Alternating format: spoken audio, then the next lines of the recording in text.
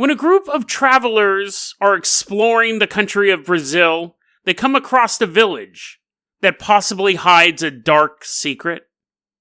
And then we travel to Britain to find out the answer to the question, can you get possessed by a demon by eating Chinese food? Today on Dead Rabbit Radio.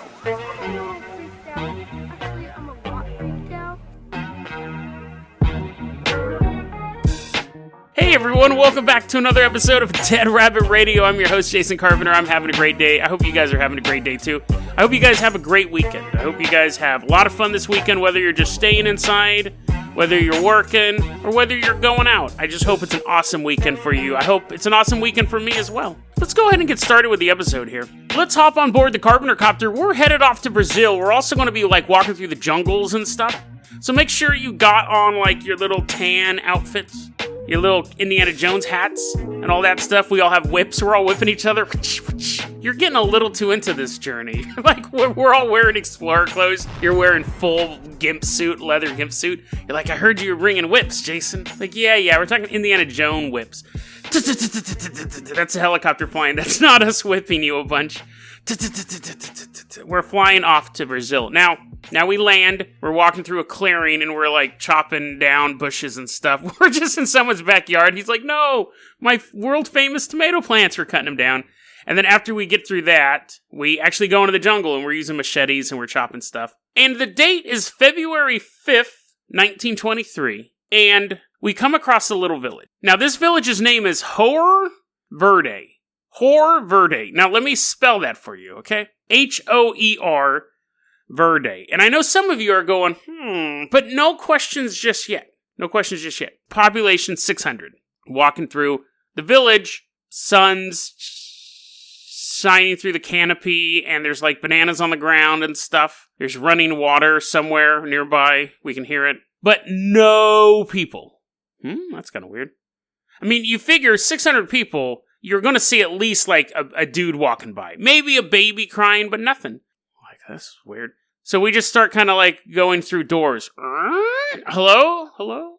That was the biggest building, has an echo. And then we go into smaller buildings. Hey, is anyone here? There's pots and pans in the kitchen, and there's a bed. We're all taking little naps. Wake up a couple hours later. What? There's still no one in town. So then we're just standing in the middle of this village, and then the camera pans out, and it's just us standing in the village square, and the camera's going up. And we get a full shot of the village. There's no one in the village but us. And the camera pans out. Goes into the clouds. In real life, what happened was that, that's an interesting phrase in real life. But the story is this. A group of travelers, not us, not machete-wielding maniacs, and one of us wearing a gimp suit. And supposedly in real life, a group of travelers were traveling through Brazil. They intentionally went to the village of Hoer Verde. And it was completely empty. There's no one there. And they went and they called the cops. We were just kind of goofing off in town. They went and called the cops. The cops showed up, totally empty. Still nobody's there. And as the cops were kind of investigating it, they went into the schoolhouse. There was a local schoolhouse. And on the chalkboard was written a message. There is no salvation. And then also in the schoolhouse was a gun, a revolver that had recently been fired. What's interesting about this story, and that's pretty much the whole story, is there's been a lot of theories about this, but very little verification of really any of it. The people who talk about this story, because it's kind of passed around in the paranormal world, still kind of obscure though. Whole town gets abducted by aliens. There's some sort of paranormal event, aka Roanoke, where everyone just kind of disappears one day, interdimensional portal, time shift, Mandela effect. And then skeptics go, well, in that area, there are guerrilla forces, and the whole town could have got caught up in some big drug thing. They all owed the same drug dealer money, and he's and he just takes the whole town out. Or they got kidnapped for slave labor, or whatever. So the skeptics go, it's probably just guerrilla warfare. In 1923, you had bandits running around. But really, there's another layer of skepticism to this. This town doesn't exist at all. Now, this story does take place in 1923, and if it did just disappear, it wouldn't exist today, but people have said the name doesn't even make sense of the town. Verde, we know, is green, but the word Hoer, the word Hoer means something, but Hoer, that's not a word. I mean, it is a word, but it's not a word in Spanish. It's not a word in Portuguese. But hoer or horror is basically someone who hoes stuff with a hoe. So, I mean, the green hoe, the green hoeing dude, the green guy who hoed stuff, like, the name of the town logically doesn't make sense. So it's not that. It's interesting because you have the paranormal people say aliens did it, and then you have the skeptics saying gorillas did it. But really the question should be, does this story exist at all? And it's one of those stories that when you find it, it's repeated almost verbatim, which makes you think that it's creepypasta or it's fake. But then there's even a more bizarre layer to this story. So you can question whether or not the town actually... You can question if the town existed or not. You can question if the town existed. Did the people really disappear from it? Or is that an urban legend? If they did really disappear from it, why did they? Right? That's the most important question. Where are they? How did they disappear? The earliest... But at this point, I'm kind of thinking, okay, it's an urban legend. It's viral marketing for some stupid movie. Whatever. But then we just add another wrinkle on this. And this is really the end of the puzzle. So this is the last layer of this Hoer onion. Hoer, whatever. This is the last layer of the green onion. The earliest mention of this story online is not in some creepypasta book. It's not on 4chan. It's not in some wacky mysteries of South America book. It's on a Vietnamese website, which is completely bizarre. And the Vietnamese website reports it as fact. The article, it's a news website. The article is called Missing. Mystery has no solution, which is kind of the definition of a mystery, but it's a Vietnamese news website that talks about this story. And that was in 2006 was the first time I ever found any mention of this. And they also say the story happened somewhere else as well. So now let's hop back on board the Carpenter Copter. We're headed to the Congo, specifically to the Stomu village in the Congo. So we're in the Congo, the year is now 2001, and there's a bunch of UN relief workers, like quick cuts of them getting their, I don't know, they have guns probably, but they're probably lame guns, they're not American guns, they're like built by, a little piece of built by each country, so they like fall apart, not like our American-made weapons. Quick cut, Michael Bay's directing it, and our Carpenter Copter's flying overhead. We're laughing at their white and blue vehicles. Great camouflage, guys. They're like, hey, they're like, Monsieur, no, we are here to bring peace. We're not trying to be camouflaged. Our helicopter, we're still like throwing bottles at them. Anyways, so we land in front of them. We're blocked their way. We're like, there's no relief coming this way. And eventually, after a quick fight that we win, we all go to the village of Stomu. Stomu village in the Congo. So we're walking into the village. We each have a UN relief worker in a headlock, giving them a noogie, taking off their helmets, rubbing their hair. You take that. Take that, peacekeeper. But when we get to Stomu village, just like Hoer Verde in Brazil, it's completely empty. Now this village, no animals, no people that look like animals, just an empty village. And we're like, what? This time they find a different message. They find a message, so that part of the story is the same, but it's a different message. This time the message says, "Run now!" Exclamation point. It's ... Now, if I'm being possessed or chased by drug dealers, or both, if I'm being chased by possessed drug dealers, I may write "Run now." Technically, that's a given, because that's probably what I'm doing. If I'm running, and you stop to write "Run now," who's that message for? Is it for people who are just walking by, and they're like, oh, why is the whole town disappear? Oh, run now, and then they take off running too. But whatever. I wouldn't, if a bunch of, like, monsters are breaking into my house, I don't think I'm going to take the time out to write, it's ... Like, you would just leave, right? Like, why, even if something was breaking out your door, and you're halfway through a sentence, are you going to take the time to write ... You either finish the sentence, or you don't. So now that's a whole other weird angle to this. So this article is on a Vietnamese news website. If you look at the website today, it's talking about State of Union, it's talking about coronavirus. This is an article that was published back in 2006.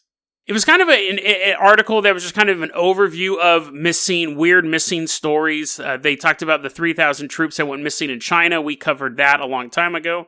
So it was kind of like an odd news story. But it was weird because that was the first reference of the Hoer Verde village incident. I couldn't find anything online before this article in the Vietnamese newspaper.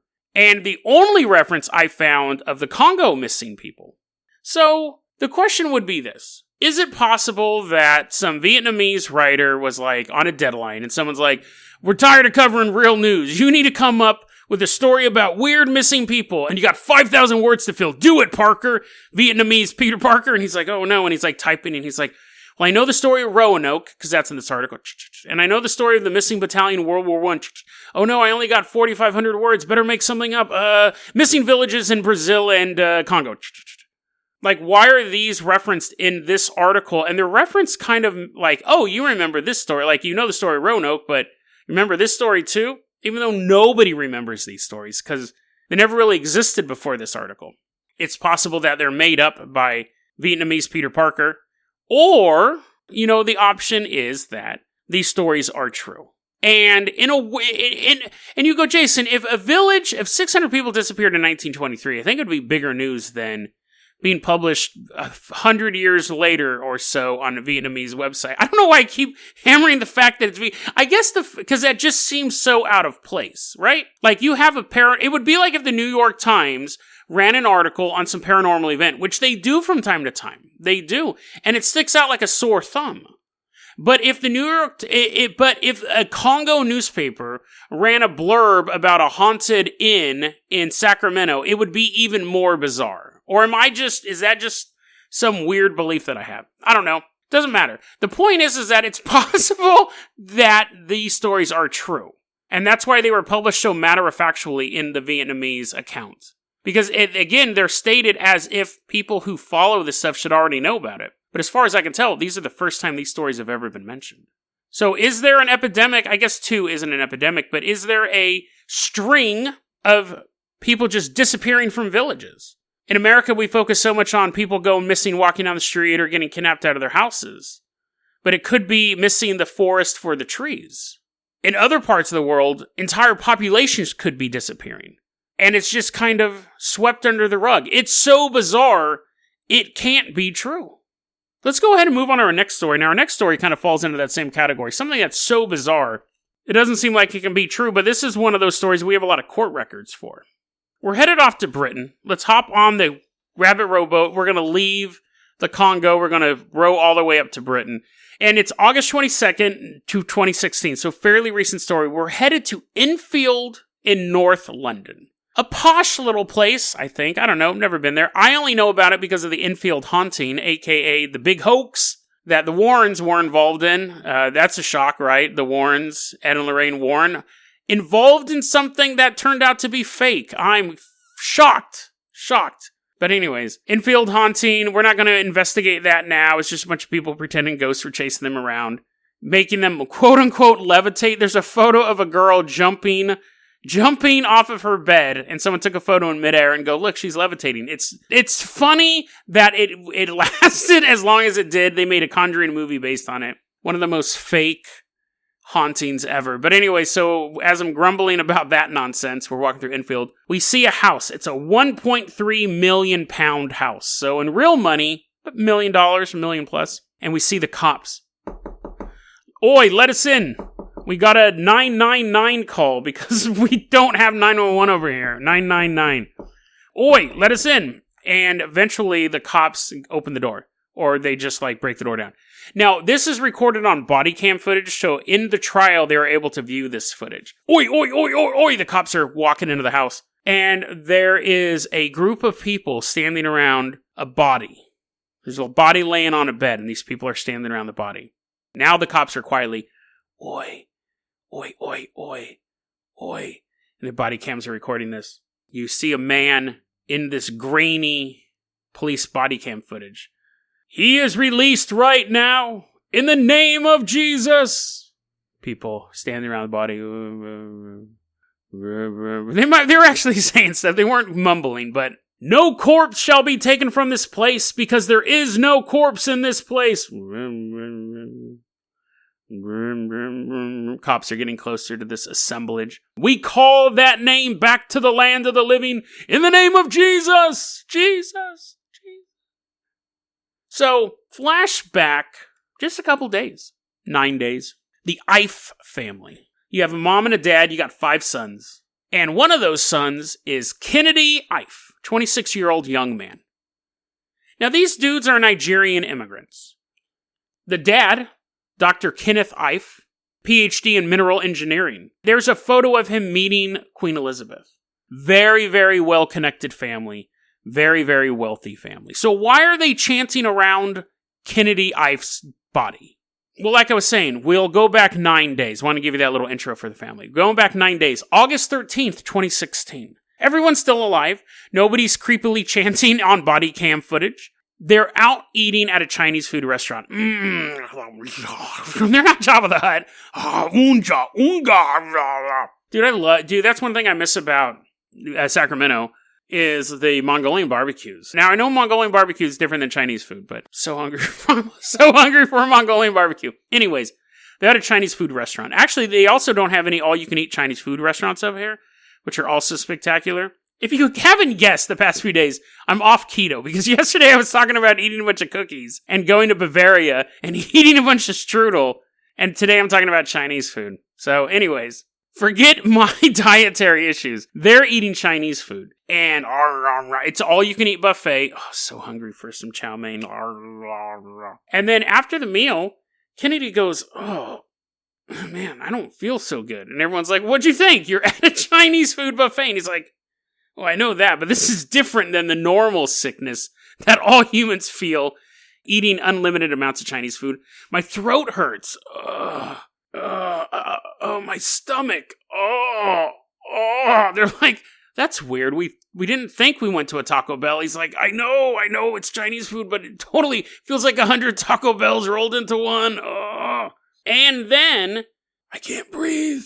I can't breathe. Now, let's say you're out with your loved ones. Let's say you're out at a restaurant and there's a total stranger sitting next to you, eating Chinese food, okay? You're at a Chinese food restaurant, otherwise it'd be weird if you're at like a McDonald's and a guy's eating Chinese food. But you're sitting there, and he starts going, oh, my throat hurts. I can't breathe. Oh, my stomach. Even a total stranger, you would turn to him and say, you want me to call 999? You want me to call the ambulance? Because obviously something's wrong. You're having a reaction in some sort of way. Now, he could say, no, I'm good. You're like, no, dude, you're totally not. But I'm going to call him anyways. This family, apparently according to all the reports that I read, do nothing. They just kind of go home. He's all turning blue in the back seat of the cab. They just take him home. That was August 16th. Now, people, and the family starts to say, because this is all again court, this all was in court, family starts acting weird after that. Now, it could be, I would be acting weird if I couldn't breathe as well, if my stomach hurt and I couldn't breathe. But he was acting a little more weird, because we're going to jump ahead to August 18th. So now 5 days have passed since his meal at the Chinese food restaurant. And he starts to act, by all definition, like a possessed man. It's coming. 666. It's coming. The mark is on us all. The roof is on fire. And they're like, okay, this guy's definitely acting weird. Demonically possessed.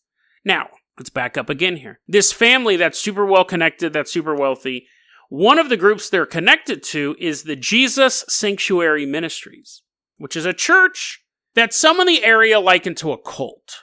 Now, I haven't done a lot of research on Jesus Sanctuary Ministries myself, but that's kind of was the view of members of the court and members of the community. These people had some weird religious beliefs. So now you're kind of getting that full picture of when you're eating Chinese food and all of a sudden you can't breathe, maybe that's God's will that you should stop eating Chinese food. Maybe it's that this guy's possessed. Not that he has a medical problem, but a demon has infused him.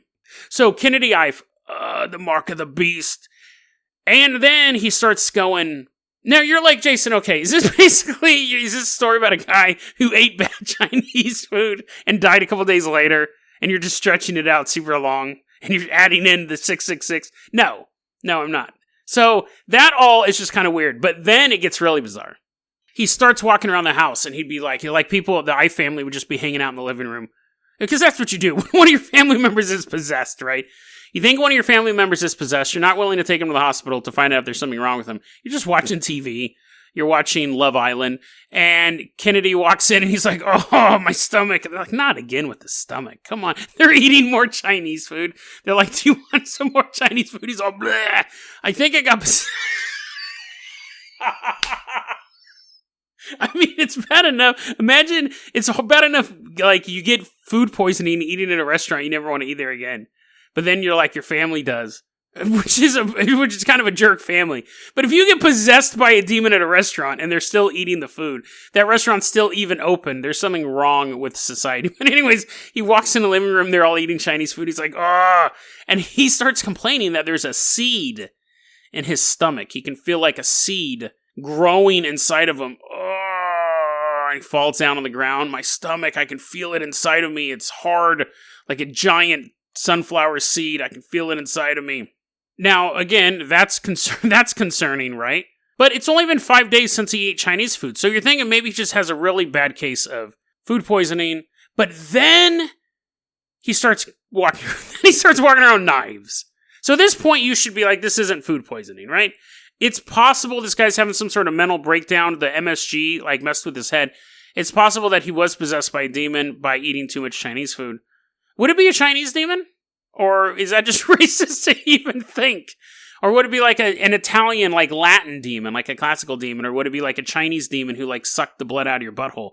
Actually, I think that's a Japanese demon, so... But anyways, my point is that, would it be a demon related to the food that you ate?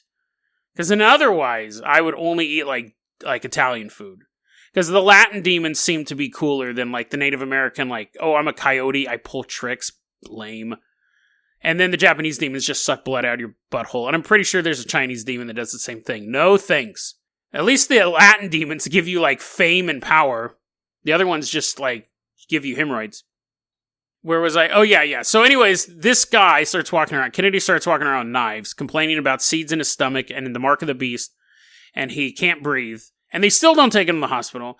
And then he says, that's it, guys, the seed, it's opening up, which would basically ruin your afternoon. Like, it's already bad enough that your brother or your son is possessed by a demon, but now when he's talking, oh, here it comes, guys, here it comes, and you're trying to watch television or finish your Chinese food, you're trying to open your fortune cookie, and he's saying, oh, I can feel the seed opening up, it's breaking inside of me, and then he gets his knife out because the demon is in his penis, and he has to chop it out before the demon rips his penis in half. So, they still don't call the cops. And they still don't take him to the hospital. He's now saying there's a demon that hatched out of a seed, and it's inside of his penis, and he has to chop it off. The next day, August 19th, they don't do anything yet. His dad's walking around the house. Hey, Kennedy, why are you carrying that? Oh, yeah, I forgot. You're possessed by a demon. There's a monster in your genitals. And Kennedy bites his father. Arrgh! And then pulls his pants down and puts the knife to his own penis and threatens to cut his dick off. So now the family goes, okay, this has gone on a little too far.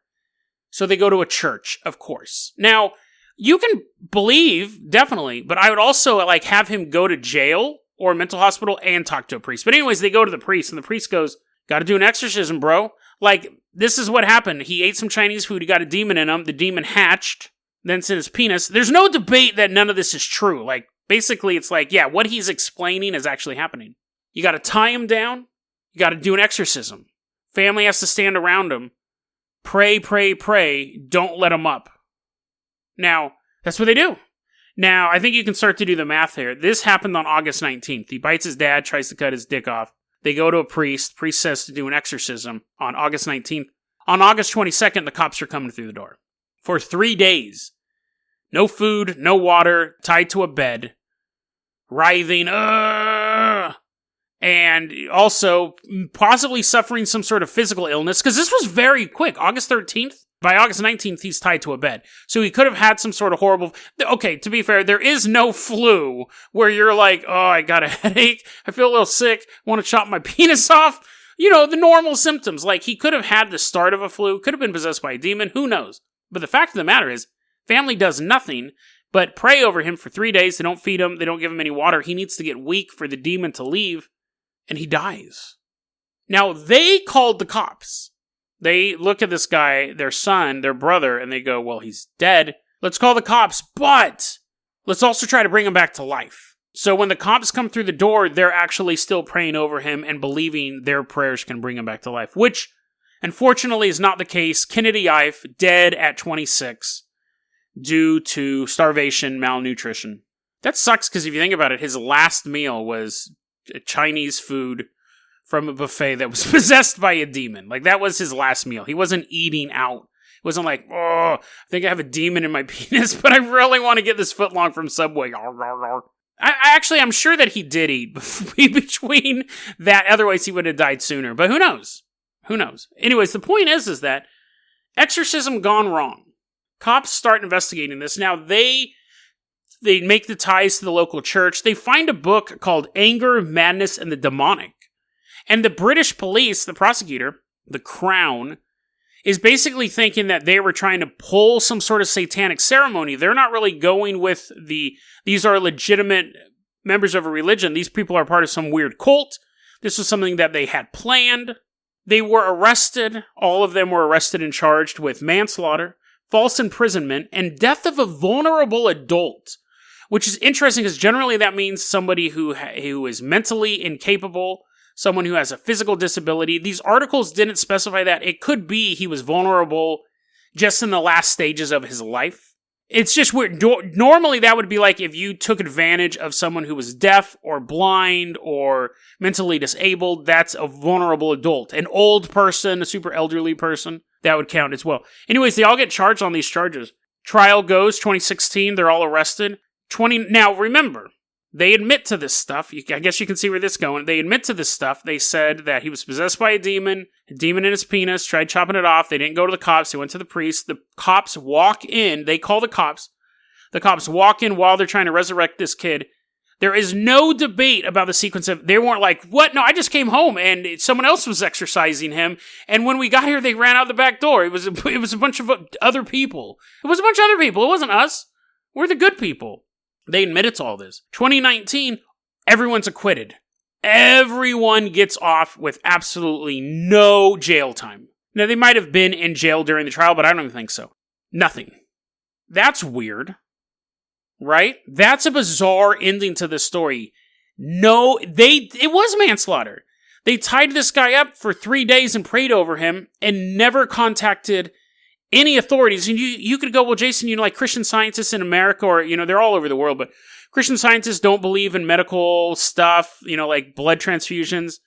So is it religious freedom versus the law? Well, really, yeah, that does happen. And they get charged for it. If you refuse to give your kid a blood transfusion, you can get charged for it. You can go to jail.